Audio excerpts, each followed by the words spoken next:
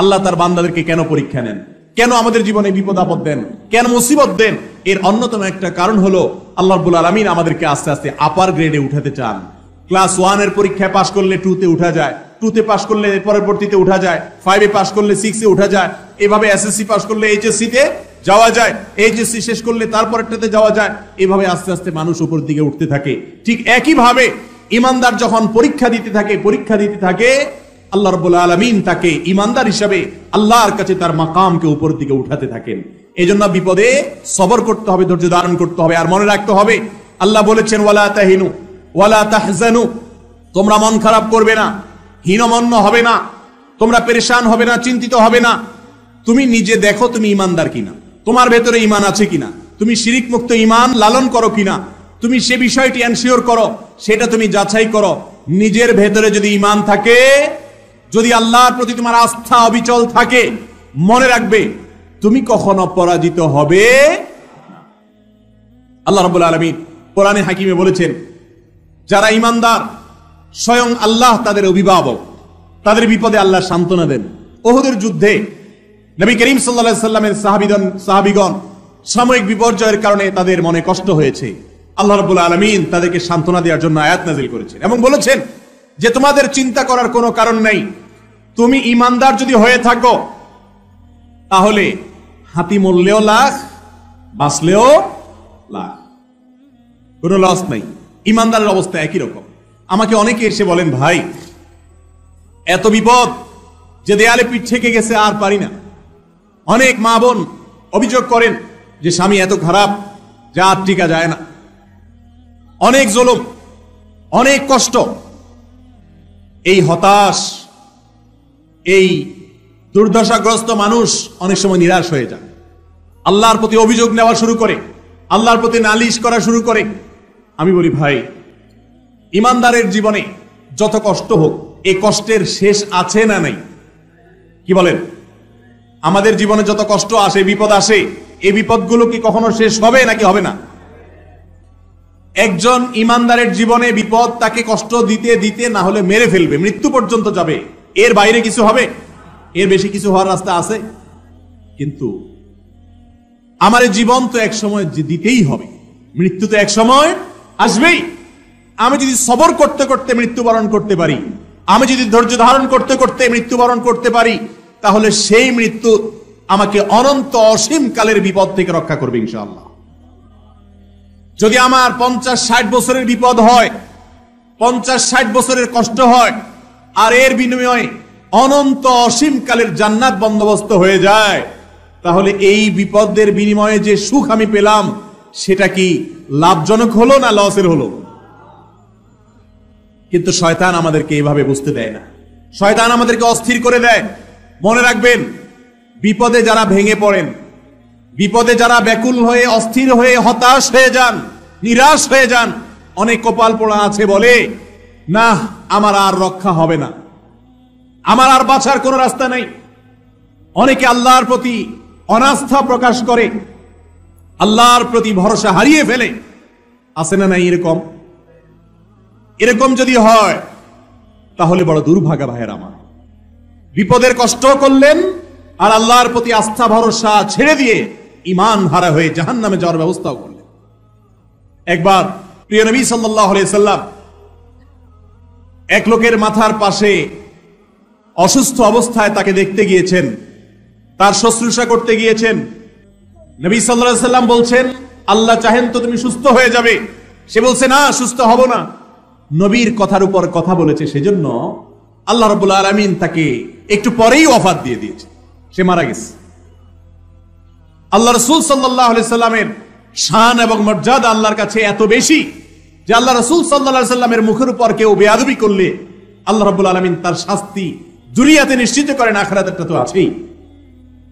স্বয়ং আল্লাহকে গালি দিলে আল্লাহ রাব্বুল আলামিন এত বেশি তড়িৎ গতিতে তার শাস্তি দেন না যতটা আল্লাহ রাব্বুল আলামিন তার রাসূল সাল্লাল্লাহু আলাইহি সাল্লামের শানে বেয়াদবি করলে দেন।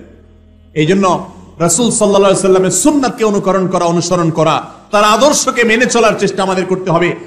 মুহতারাম হাজরিন, রাসূল করিম সাল্লাল্লাহু আলাইহি ওয়াসাল্লাম আমাদেরকে অভয় দিয়েছেন, সাহস দিয়েছেন। যখন বিপদ আসলে কেউ ভেঙে পড়ে, অনেক মুরব্বীদেরকে দেখবেন বিপদ আসলে এমন কথা বলে যে ঈমান চলে যায়। হয়তো নিজের আদরের ছেলেটা মারা গেছে, অনেকে বলে যে আজরাইল আর কাউকে দেখলো না, আমার ছেলেটার নিয়ে শুধু দেখছে, এরকম বলে না অনেকে। ভাইরা আমার, আল্লাহ রাব্বুল আলামিন বলেছেন ওয়ালা ইয়াইআস মিন রাউহিল্লাহ ইল্লাল কওমুল কাফিরুন। আল্লাহর রহমত থেকে যদি কেউ নিরাশ হয়ে যায় যে না আর হবে না। অনেক সময় আমরা অনেক ভাইরা আছে না জেনে বলে ফেলে, মূর্খতার সাথে কুফরি কালাম বলে ফেলে, বলে আল্লাহ নেমে আসলেও পারবে না। নাউযুবিল্লাহ। আল্লাহ পারবেন না এমন কোন কাজ আছে? আল্লাহ রাব্বুল আলামিনের গুণবাচক নাম হলো কাদির, ফাআলুল লিমা ইয়াশা। আল্লাহ যা ইচ্ছা তা করতে পারেন, সব কিছু করতে আল্লাহ সক্ষম। আল্লাহর সক্ষমতার বাইরে, আল্লাহর ক্ষমতার বাইরে কোনো কিছু আছে? যদি কোনো মুসলমানের সন্তান বলে যে আল্লাহ নেমে আসলো এটা পারবে না, তাহলে তার ঈমান থাকবে? সে আল্লাহর এই গুণবাচক নামকে অস্বীকারী হিসাবে বিবেচিত হবে এবং এটি ঈমান বিধ্বংস করার মতো উক্তি হবে। তওবা করে ইসলামে আবার আসতে হবে। অতএব ভাইরা আমার, বিপদ মুসিবত জীবনে আসবেই। বিশেষ করে যারা আমার যুবক ভাইরা আছেন, যারা এখনো বাপের হোটেলে খান, যাদের এখনো নিজের জীবনের মূল পর্ব শুরু হয় নাই, তারা এখনো দেখেন নাই দুনিয়াটা কত কঠিন। কি বলেন? যারা এই পথে চলে গেছেন তারা জানেন কত রকমের বিপদ আসতে পারে, সমস্যা হতে পারে। এই সমস্ত বিপদের সময় হাসি মুখে সেটাকে বরণ করে নেওয়া, আল্লাহর ফয়সালায় সন্তুষ্ট হওয়া। বিপদ হয়েছে এই কথা মনে করা যে এর মাঝে আমার কল্যাণ আছে, এর মাঝে আমার কি আছে? কল্যাণ আছে। অনেক সময় আমাদের বিপদ হয়। ধরেন আপনি ঢাকা যাবেন, গাড়ি ছুটে গেছে, আপনি যেতে যেতে দেখলেন বাস ছেড়ে দিয়ে চলে গেছে, আপনার বাসটা মিস হয়ে গেছে, লাস্ট ট্রিপ ছিল, যেতে পারেন নাই। মেজাজ গরম হয়, হওয়াটাই স্বাভাবিক, মনটা খারাপ হয়। কিন্তু এমন যদি হয় যে ওই বাসে যাওয়াটা আপনার জন্য অকল্যাণের ছিল, আল্লাহ বরং আপনাকে বাঁচিয়ে দিয়েছেন, তাহলে সেটা ভালো না খারাপ? একবার এক লোক মক্কায় হোটেল ব্যবসা করে, আমার পরিচিত, অনেক দিন ধরে হোটেল ব্যবসা করে। বাংলাদেশ থেকে হাজী সাহেবরা, উমরাকারীরা যখন যায় তাদের কাছে হোটেল ভাড়া দেয়। সৌদি মালিক থেকে গোটা বিল্ডিং ভাড়া নিয়ে নিছে, 12 মাস হোটেল ভাড়া দিয়ে আসে, ব্যবসা করে। তার হোটেলে মাঝে মধ্যে আমিও ছিলাম। একবার সে দেখলাম হঠাৎ করে মন খারাপ করে বসে আছে, অনেক মন খারাপ। বললাম ভাই কোনো সমস্যা? বলে হুজুর সমস্যা তো অনেক বড়। কি সমস্যা বলেন দেখি? বলেন হুজুর সমস্যা হলো আমি এই হোটেলটা বহুদিন ধরে এটা ধরে রাখছি, মালিকের কাছ থেকে নিয়ে আমি ব্যবসা করি। আল্লাহ তাআলা আমার রিজিকের ব্যবস্থা এর মাধ্যমে করেন। আমারই স্বদেশী আরেক ভাই, সে এসে আমার মালিকের সাথে গোপনে কথা বলে আমি যেই টাকা নেই তার চাইতে আরো 2 লক্ষ রিয়াল কম বেশি, 2 লক্ষ রিয়াল বেশি দিয়ে সে এটা তার কাছ থেকে নিয়ে নিছে গোপনে গোপনে। আমি যেখানে 10 লাখ রিয়াল দিয়াও ব্যবসা করতে কষ্ট হয়, সে আরো 2 লাখ বেশি দিয়ে কিভাবে ব্যবসা করবে? পারবে তো না, কিন্তু আমার ক্ষতিটা সে করবে। আমার হাত থেকে হোটেলটা ছুটে গেল, এটা দিয়েই সারা জীবন ব্যবসা করছি। আমার মন খারাপ হয়ে গেছে, হুজুর দেশে চলে যাবো, আর করবো না, মক্কায় ব্যবসাই করবো না। কারণ এত বড় একটা আঘাত, এত বছরের আমার হোটেল হাতছাড়া হয়ে গেল। লোকটা মন খারাপ করে দেশে চলে আসছে। দেশে চলে আসার কিছুদিন পর, সামান্য কিছুদিন পর এই পৃথিবীতে করোনা এসে হাজির হয়ে গেছে। কি আসছে? করোনা ভাইরাস এসে হাজির। করোনা ভাইরাস আসার পরে মক্কাতে তো হাজি লাখে লাখে যাওয়া শুরু করছে, তাই না? কি হয়েছে? তবে হাজিদের যাতায়াত একেবারেই বন্ধ। যেই লোক ষড়যন্ত্র করে 2 লাখ রিয়াল বেশি দিয়া মালিকের সাথে বাও করে নিয়ে নিছে, সে 2 বছর বসে বসে মালিকরে ভাড়া দিছে। 2 বছরে 1200 রিয়াল করে 2400 রিয়াল, প্রায় 2.5 মিলিয়ন রিয়াল বসে বসে ভাড়া দিছে। হাজি একটাও নাই, ব্যবসা নাই।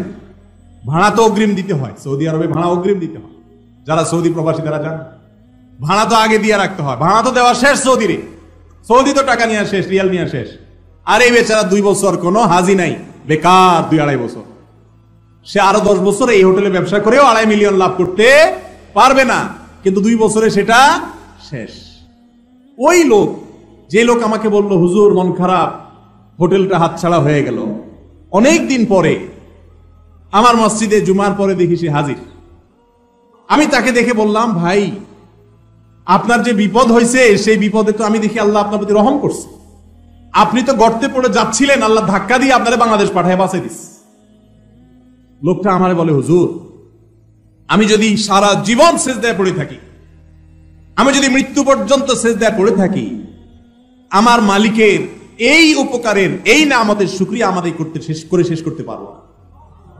আমার মন খারাপ হয়ে গেছে যে আমার ব্যবসা, আমার রুটি রুজির মাধ্যম, আমার মুখ থেকে লোকমাটা কেড়ে নেওয়া হলো, কিন্তু কিছুদিন যাওয়ার পর আমি দেখলাম যে এটা বিপদ নয়, এটা নেয়ামত ছিল।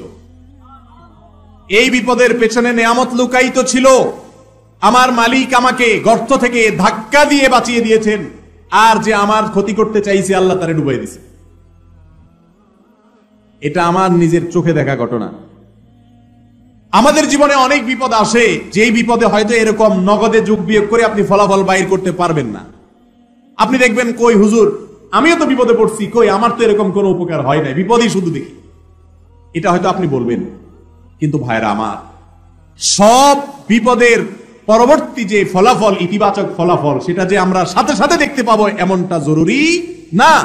এমনও হতে পারে যে আমি যেটাকে এখন বিপদ মনে করছি, এক সময় মনে হবে যে এই বিপদ ছিল না, এটা ইহসান ছিল।